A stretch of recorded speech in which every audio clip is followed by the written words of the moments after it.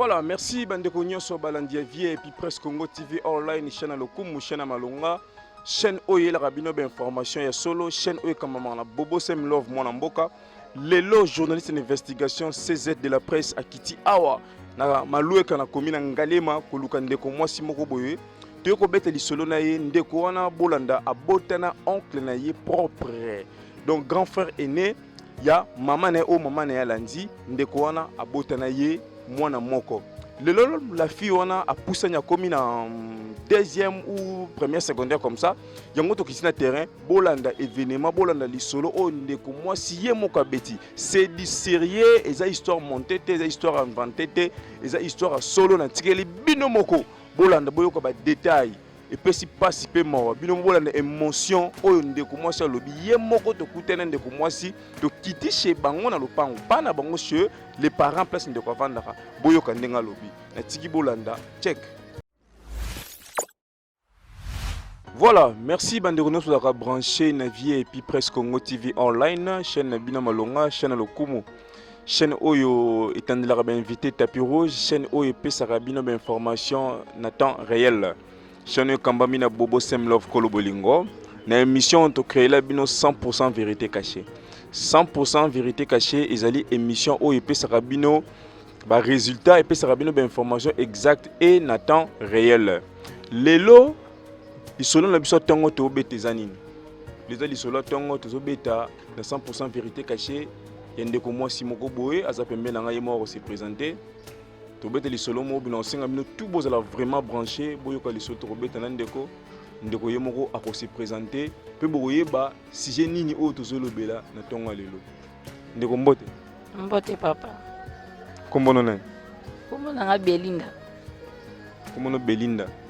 kombono nga Belinda na vai na malueka vai na malueka ah to zapa bina lopango to na lopango talaka micro na biso 100% vérité cachée kiti pena ti pana bino musika awa bozali pe to zuba moto to banzela to lekia poto comment to kembi makasi mais fin de compte to komi bon est-ce que solo to yoki ezaya solo to yoki que non to mener banquette ba c'est biso que non yo obotana oncle na yo et puis c'est qui bon et tellement nga zeli journaliste d'investigation na cause de likamwana tek na yoki sans quoi prouver yango moi to s'approcher vers yo to tio micro na 100% vérité cachée to bimisa vérité na si réellement ezaya solo on expliquer biso si eza ya solo to ya lokuta oui ezaya solo ezaya solo et sala mandenge bon oncle nga bana ko fitila ndako azaka ye moko bon moi so ya balaka ba séparaka déjà moi ça zonga na pa na bango atikala vraiment ye moko ngala bana ko esunga ye kaka tema oncle kinda musala azonga kana pokwa ngala bana ko kesunga ye so kazate na okombele ndaku na zolamba na sama kam tututu kande ezaka oncle na mwana kasi na soki nièce na ye ndi la bana ko kisele musala bon il arriva qui jour moko na kieboye bon oncle pe abima ki na penda te mais atikela ngaka mbongo na sala wenje na lamba ya ki quelque part dans ma camarade na ye nga pe na lamba pe biloko esili nango oncle pa to lia na biso pe biloko eleka nango bien mais na tongo nango etikalaka tema na yaka nanga tongo ko bongsele ndako boye na boye na kutaka biloko etikalaka oncle pe jour pa bimaka nete mais biloko ngo na biso ka sala ka ndenge nini na ya pe ka nde biloko elalaka na jus nanga pe na banjolia nanga biloko oncle nande pongi pe zwanga na yeba pete na lala oncle doit ezaki bagie ya oncle asalaka soki atiaka mpe volume soki atiaka jazz mpe soki atiaka mpe nayebi mpe te soki sini atiaka na biloko yango nayebi te loko ayebi ke ngaka nde nayaka na ndako nde asala bagie wana ale ntango nalie biloko wana apres quelque minute nayoki pongi makasi nayoki pongi naye kolala kuna na kiti nga mpo na ngai nayebi ke nalala na kiti naye ya divan nalali nande oncle ayaka kota na ndako nayeba te donc nase retrouva na chambre ya oncle bon nase retrouva tobima na oncle donc nayeba mpe te ndeni tobima na ye et l'équipe moi un mois bon nga pe na yaka na kaka malgré tout esanga na bomba secret na loba te kopesa mabe na famille boye na boye abaka zela nan yo sikoyo na mbeto se retrouver ndenge nini ero conscience na ezongi mimona ende bon na mbeto temps na la mukinga mona mitela na ko na mukala mbeto oncle boye ndenge nini sans bilamba et puis na komi awa ndenge ni ponga na yebiki na laki côté musu na se retrouver place ndenge nini na tel na chambre na se retrouver na daki ngamo na kati ya chambre. Neton na bibi na moni oncle na salon avant de la TV. Bon, un mona esalenga bien te mais to na onga te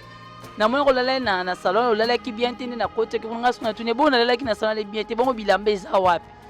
o te pe to bande ko toka makasi do pesi ba raison na kaka mais nga mona samte na ko lobaka oncle bimina nga tonde na no mona ka mystique ndenga moto na ke sokola na ndio mona basi ba mai mibali makame bele na njoto ndene ko tuna oncle na mona boye poali o te koloba te loko eleki awa koloba te boye na kopesa yo mbongo na kosombela yo boye abandi kopesa nga bambongo mo boye mpoka na bomba vérité babiloko ebele nga mpe na bon namoneka oncle na bombaki mais après un mois na ndio okaka njoto kitoko te na ndio okaka njoto mabe tokoti deuxième mois na ndio mona suspende mama mpe ndio suspende nga yo ndenge ni boye ndenge ni nde toke na hôpital na se retrouva na zemi na ye donc na zemi ya oncle bon na mona solo ko sala eza te bafamille mpe balobi bona minto na boye nazalaka na mwana na bota na oncle na nga sela toke mpe mbango siko bafamille balobaki nini mama na yo papa na yo bandeko na basi ya mibali bakousin famille bayebi ke yo bota na oncle na bon mama akoko oyeba na ye bapapa mais eza bafamille mosusu mpe koyeba te mais ndambo ya bato bayebaki mpo so mwana komi na zemi bon nga moko na bisaki secret mpo namonaki ke ntango baodina banga na ndako ke zemi ya nani donc namoni ndenge oloba te anga abimi na mobali mosusu te boye mobali mo bobimi ne te siko zemi na kozwa zemi ya nani zemi ya mama marie ya impossible bon nga mo episala nga bien te nini nakoba apa na ndio bete siko histoire nde elekaka na ndako ya oncle nde mama ye koloba sieke oncle tokenda totuna oncle liboso awanganaka mais ntango tokoma omenase ye nde aye kondimaki e pano andimaki ekomi sikoyo mpa mama na bino awangani lisusu siko yo témoignaki te bon awanganaka yango vraimen awanga ntango amona ye kotémoigne ke eza boye nde oncle aye kondima ntango aye kondima asengi baexcuse wana tema papa pa asilikelaka ye aboya kutayaka supa na biso te ekoma bina makambo ebelebele nde na nde mpe naye kobota nazala nanga mpa biso pane kutu batikanga te boye na mpo toyokanaka mpe te totikalaka a distance so réaction papa no ezalaki nini parce que ye azali ndeko ya mama no oncle na yo na ye na mama nani mokolo bon oncle aza mokolo mama aza leki na nsima na ye oncle amoko mais papa sili kaka ntango papa siliki boye na boye bon basalaki mwa bikilaki so badroani bafutaki papa soki ndenge nini donc lokola mpe zemi mango mpe yebanaki moye mpe kolongola yango ezalaki te nde esengaka ke nabota siko koma mwana eza nani komba mwana eza Nadege pesa mwana komona Nadege aza mwasi oui aza mwana mwasi oboto mona ye pwani bon komona ye boye eza malamu te na pose parce que akoti da classe bana classe na bango bakoya komona ye eza kitoko te po histoire wana ezaka juste na biso mona famille sikoyo balobaka soko obimi na oncle no c'est la malédiction okende omona basala nzambe totubela oui déjà namona ntango okende tubeli déjà na famille seke na église fo mpe naloba vérité naloba déjà babondela déjà mpo na nga mpo na mwana bon likambo déjà eleka nango déjà charge ya mwana na minute eza na maboko ya nani azwa charge ya mwana baparent na nga mo bazwa charge ya mwana papa ye moko na mama bazwa charge ya mwana parce que so babi batikeli eke azwa charge ya mwana ekoma esusu makambo mosusu ekoma esusu makambo milaye ekoma esusu babalakisa esu mwana mosusu donc eza kitoko te nde papa boya ye akoki makolo kuna te ni takipe mwana na te eloko te ni te ye moko azwa ye en charge yo so ebolanela charge abakoki mosusu ndenge nini yobi ya liboso ekotaki ozalaki sous les effets ya drogue so c'est-à-dire so ozalaki na moconscience ezalaki mobima ezemengo okota te so ndeni so obiki na so bolande azwa charge ya mwana mosusu ekoya donc seke yo moko komema mosusu na sentiment wana bon nakomema mosusu na sentiment wana te mais tala kaka mibali bakokanga baposa na bango te et puis esala mpe kitoko te ntango bando ya na ndako papa azomona ke oyo oncle ya mwana na ngai akomi abotisi mwana na ngai donc ebano ozalaka kitoko te peut-être alingaki abosana likambo mais le fait ke bazomona ye chaque jour abano kose rappele na likambo yango nde baboya vraiment donc tokoki komonana te akoki mpe koya te eloko moko mpe te ye moko papa kosala makambo nyonso mama asalaka nyonso nga moko mpe nakoluka moke na nga koteka boye nakosunga mpe eleka nango bien eza ngo eloko grave te bon eloko wana esalama kozala na age ni eloko wana esalemelanga nazalaki don na age ya ba 17 ans 18 ans so lelo komi na age ni bon lelo daa nakoli nakomi déjà adulte déjà nakomi daa na ba 30 quelque naza daa mokolo donc eloko wana esalama lisusu te donc mwana bena koli oui mwana déjà akoli akoti na classe akola déjà on a 17 ans, Léon a 34, c'est-à-dire moi on a presque première CO. Ouais, moi naza dans la deuxième CEO déjà koli déjà. Ah bon, sikoyo likambo wana esalemaka wana. Ye moko oncle ne siko na minute aza wapi? Aza envie to akimaka to azaka awa na ville province de Kinshasa. Bon, tango renyaka aza voyager akinaka mboka na bango na bandundu. Mais tango makambo eleki na mwa kimi ekota nde mikolo aza bala na pe déjà moi mususu azo vivre na ye na côté na ye aza na bien. Comment nous on Ah, biso kombo na ye nani Joseph. connais Joseph? Je combat Bible moi ça vous avez venu. Et kombo Bible eza kombo échantillon mutu musu bakopesa kombo nzambe mais kati na bo nzambe eza te. So beaucoup tenir les beaux solo là. Bon, pona nga na ko solliciter, pona moi lo ni to sola net to sola lote. Na ko solliciter ata muke. So ba matanga famille to fête famille beaucoup tana pete. Akoza pa ye nenga pe na ye nanga mais to bano garder ka distance wana na kwani wana pe na kwani mais ko vanda penja boito sula to na famille boito fa nezala te po matanga ko zala ne bato bazayibele na matanga na mtato qui peut partir na ye na fête pe bon mutu na mtaza na table na ye sikoyo ezali histoire yo moso ko tala mwana wana oloba ko bota ye na erreur to o regrettera to en affection mwana na bon ye mwana bato aza na problème te po mwana aza lipamboli on nzamba pesaka bato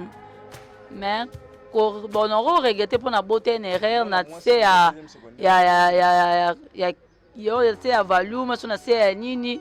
na wani na ko regrette pour esa erreur mais ko zanga affection na non na zana affection na likaka e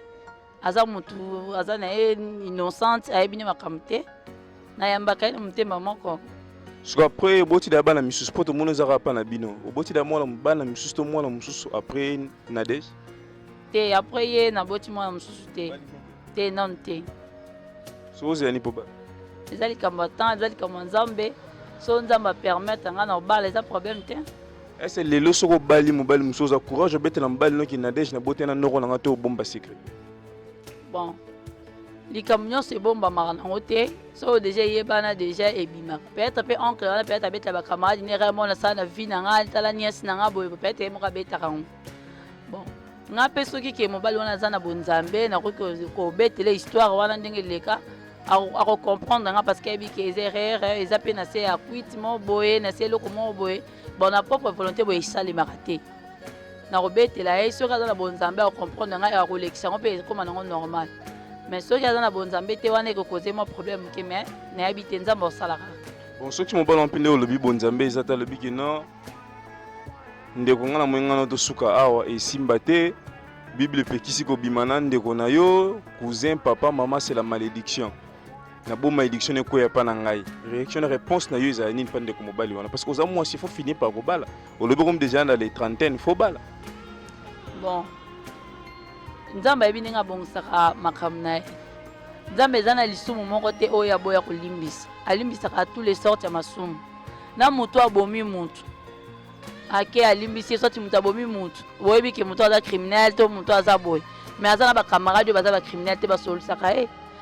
bosko na motu aboti malgré to abotami na volonté ne te mais na erreur okanga motema pourquoi koboya po ani parce que eza erreur bon soki akoki na ete ke eza problème te mais c'est que nga nayebi ke déjà nzambe alimbisanga mpo déjà bapaster basambela bayeba problème yango eleka déjà eza sur likambo te ya bamalédiction so ya banini te ndenge nzambe alimbisaka fo ye mpe azala motema kolimbisa eza mauvais souvenir esama na vie na yo oui eza mauvais souvenir talaka oncle na yo yaya mama na yo obimi na ye eza mabe eza mauvais souvenir mpo na nga parce que nayebi te so oncle wana na vie na ye akoki donc kokosepela na baniese mosusu bakotindele bakonge ndeti ya bana bandeko mosusu bayaka pane na ndimi te bon ndeti sikoyo yo moko message nini opesa na bandeko mosusu babimaka na bacousin cousine papa azobima na bana mpo esalamaka toyeba biloko na bakana eza ebele to mpe na dossier moko mpe boya ndeko moko abima na papa na ye toyokaki toki olandela yango mpe toyeba si c'est vrai mais yo moso selon ton expérience message nini opesa na bato basala yango bon message oyo nakopesa bango kaka batika mpo ya ngai esalema inconsciemment mais bango basala yango consciemment batika eza malamu te eza mabe makasi eza mabe vraiment tant que oza nanu jeune ozovivre fo yeba kobanga nzambe fo yeba kokima makambo mosusu faut vraiment kotambola la bobangi nzambe puis tala monde l'autre qui dana wa fin il faut mutu nyonso yeba nzambe na vie na ye abanga nzambe non soko osalaka ngo oyebi kosalaka ngo fo kokata fo tika parce que mibali baza ebele vie eza molai oyo abebisa vie no akufa avant l'âge akoza obima na ya mikolo mo boye na bato mo boye oyo omoni ke baza vraiment supérieur no eza mabe makasi nasalaka déjà na centre mo ya moke kaka na quartier awa mais quand même ezokende yango bien yo moza charge ya mwana wana baboti na oui tozwa charge ngai na baparent na ngai nde tosupportaka ye ambiance nezaka entre mwana na wana bandeko na yo na baleki na yo na papa na mama abengaka mpe papa no meme pepe mama meme oui abengaka bango baza bameme na ye baza bapepe na ye abengaka bango ambiance ezalaka nango bia mpo mwana na problème te toetira mpe attention te mpe toyebisi ye mpe eloko te ye kuta azokolaka bongo ayebi te ke papa na ye ezalaka boye ezala boye donc totika ye kaka bongo so bobombela vérité na pointe eloko mosusu soulevé boyebisa mwana te soko un jour so atuni mama qui est mon père réponse no ezani bon ntango otuna ngai eza na ntango oyo ayebi ngaki naza mama ne mais ntango otuna ngai eza na ntango oyo déjà akoli déjà maturité ne déjà efongwami mpo ntango koexplike eloko ya bongo akozala na maîtrise mpe akozala na mwa façon moko boye ya koyamba ngo ya koyoka ngo akozala na vraimen na kimia moko boye peut-être so paza mwana oyo nzambe akosungaki asalela nzambe na vine mobimba akozala ngo lokwa sujet de prière na ye so un jour mwana akoli makasi lelo aza déjà dans des 12 ans 13 ans ndenge oti koloba soki lelo akoli akomi na age ya likolo mo ete kaka yina yo abokaka mama ndoki obombela vérité pourquoi c'est le moment esa mwana vérité aza moki akola parce que amesana nango déjà ke un jour soki ayoki naki mokolo azala choqué azala vraiment choqué ya makasi te parce que amesani deja na mbiesa ndako papa mama déjà bamesani déjà boye na choc ya makasi te et puis façon ka tokoyebisela ye akocomprendre yango akoprendre yango yoleka nango bien ezala mabe te oui merci bandeko nyonso balandi boti kolanda histoire ya pasi mpe ya mawa ndeko oyo abotana oncle na ye na ye aviolaka ye na se ya drogue na biloko vraiment tokosenga na bandeko nyonso baparent fo ozala baresponsable baoncle ata mwana na yo mwasi aza kitoko ndenge nini tout ça ce n'est pas bien c'est la malédiction bible epekisi okobima jamais na ndeko na yo mobali okobima jamais na ndeko na mwasi kitoko ya mwana na yo ya neve to ya niese na yo ezali mpo na mobali oyo akosepela na ye yo kokobima ne ata moke te ezali mabe vraiment bosalaka makambo wana te mibali ebele bazali basi baza partout par-ci par-là soza même na posa nzoto bamisusu batema na banzela bazala na baposa ya ba 500 francs obimi na ye mais non pas bosana bandeko na bino te ça c'est être méchant eza malamu te faut kobanga nzambe la bible interdit biso makambo oyo vraiment merci bandeko soki branché bolandi émission ou bolandi entretien lisolo na biso tango merci na Bobo Semlov Kolo Bolingo merci na Miss Bijou du Congo Motema Pembe merci na Misha Marciano Nempiango merci na Mama Passi na Evry Mama na Gaël Ndeza Mama na Henri Grasse Mama na merci na Papa Richard Zoua ou Soto. Vraiment, vous êtes toujours qu'on s'abonne massivement dans votre chaîne VIP Presse Congo TV Online, la meilleure. Yaboui, Bouziango Wapi. C'était le CZ de la presse. Christian Zez, le général de la presse congolaise. Vous êtes toujours qu'on s'abonne massivement la technique de Jonathan Wendo. La suite au prochain numéro. Check.